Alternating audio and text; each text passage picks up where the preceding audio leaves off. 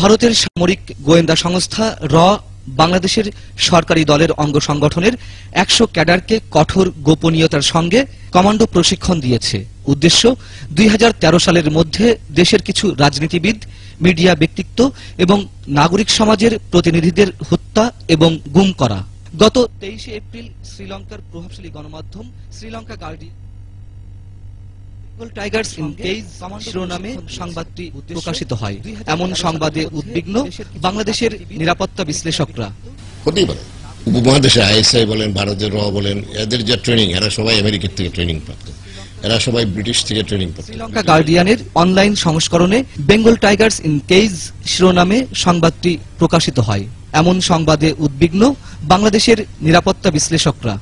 হতেই পারে উপমহাদেশে আইএসআই বলেন, ভারতের র বলেন, এদের যে ট্রেনিং, এরা সবাই আমেরিকার থেকে ট্রেনিং প্রাপ্ত, এরা সবাই ব্রিটিশ থেকে ট্রেনিং প্রাপ্ত। ব্রিটিশের উদ্দেশ্য হল ডিভাইড অ্যান্ড রুল। মুক্তিযুদ্ধ চলাকালীন র বিএলএফ কে ট্রেনিং দিয়ে মুক্তিযুদ্ধের কমান্ডের ভিতরে ডিভিশন সৃষ্টি করতে চেষ্টা করেছেন, সম্পূর্ণ ব্যর্থ হয়েছে। কেউ তাদের কথা শুনেনি, ইভেন কি জেনারেল অরোরা পর্যন্ত তাদের কথা শুনেনি, যে জন্য তারা রক্ষী বাহিনী করে ফেল করেছে। এখন আবার তারা কমান্ডো স্টাইলে কোনো একটা করে গুম করার রাজনীতি করতে চাচ্ছে। তবে আওয়ামী লীগ নেতারা বলছেন এ ধরনের সংবাদ ভিত্তিহীন এবং উদ্দেশ্য প্রণোদিত। একটি পত্রিকা কি কারণে ছাপিয়েছে, কেন ছাপিয়েছে, র তাদেরকে ট্রেনিং দিচ্ছে যুবলীগ কর্মীদের, এইগুলো কিন্তু একটা আমার মন করা স্টোরি, এবং it is motivated by some quarter, যারা এই সিকোয়েন্সটা দেখেন।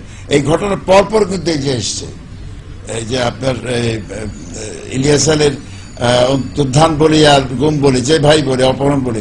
ভারতের সামরিক গোয়েন্দা সংস্থা কেন এই প্রশিক্ষণ দিতে যাবে, আর বাংলাদেশ সরকারই বা কেন এমন মিশনে যাবে, এমন প্রশ্ন ছিল সামরিক বাহিনীর সাবেক এই কর্মকর্তার কাছে।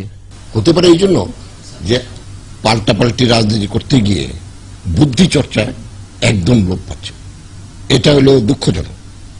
আমাদের সরকার যত দুর্বল হবে, এই ধরনের ঘটনা তত বেশি হবে।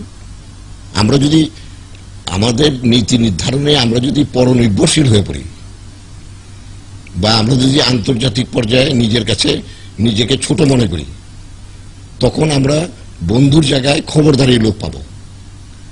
এবং খবরদারি করার একটা অভ্যাস উত্তর ভারত থেকে আরম্ভ করে উত্তর পশ্চিম সীমান্ত প্রদেশ, এই এন্টায়ার অঞ্চলের লোকজনের একটা আদি স্বভাব। ভারত তার আধিপত্য বিস্তার করতেই চাইবে। আপনি যত নরম হবেন, ভারত তত বেশি আধিপত্য বিস্তার করবে। আপনি যত জ্ঞানের অভাব হবে, আপনার শিক্ষার অভাব হবে, রাজনীতির চর্চার অভাব হবে, গণতন্ত্র চর্চার অভাব হবে, ভারত তত বেশি আপনাকে পেয়ে বসবে। তত বেশি এইসব গুম রাজনীতির প্রশ্ন কারা দিচ্ছে, যারা অনুপযুক্ত তারা দিবে। তবে আওয়ামী লীগের এই নেতা বলছেন প্রকাশিত সংবাদের বিষয়টি সরকারের গুরুত্বের সঙ্গে খতিয়ে দেখা উচিত। শ্রীলঙ্কা হাইকমিশনে আমাদের কলম্বোতে যে আনেছেন, সেখানে তাকে যোগাযোগ, তাকে বলা what is the matter about it, তো প্রসেস। তবে সংবাদটির সত্যতা থাকুক বা নাই থাকুক, দেশের চলমান পরিস্থিতিতে এমন সংবাদে আতঙ্কিত সবাই। মঞ্জুরুল আলম পান্না, ২১ টেলিভিশন, ঢাকা।